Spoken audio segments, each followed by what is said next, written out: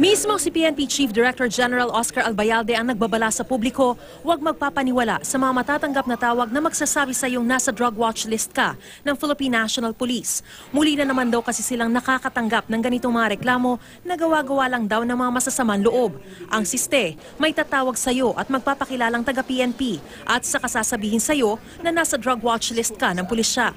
Yan usually yung mga modus po niyan, tapos panghihingi silang pera, papadeposit sa isang money carrier. Hepe pa lang daw ng NCR Police Office noon si Albayalde nang makatanggap sila ng ganitong mga reklamo. May pagkakataon pa nga raw na gumagamit pa ang mga suspect ng mga pangalan ng opisyal ng PNP para mas kapani-paniwala. Magmula noong nagkaroon tayo ng Oplan Double Barrel, yung Oplan Tokhang, ginagamit na yung panakot yung Philippine National Police. At sinasabi nila na ikaw ay may existing warrant of arrest, ikaw ay nasa listahan, kung ayaw mong matukhang, kung ayaw mong mabayba, magbigay ka na lang ng pera.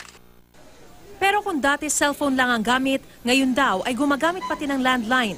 High-tech pa nga minsan at gumagamit na ng automated voice recording. Kinakala pa ng PNP ang data ng mga kaparehong reklamo. Pero giit ng PNP, dumaraan sa tamang proseso ang PNP para ma-inform ang isang tao na may warrant of arrest. Di raw nila tinatawagan ng mga ito. At kung nasa watch list, di rin daw nila sasabihan ng ganun-ganun lang.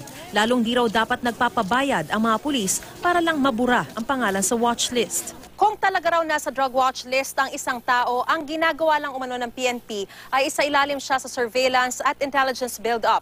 Pero hindi raw ito ipinaalam sa subject dahil oras na malaman ito ng suspect ay malaki ang posibilidad na magtago na raw ito. Payo ng PNP kung makatanggap ng ganitong tawag o mensahe, huwag matakot at dapat mag-report agad sa pulisya.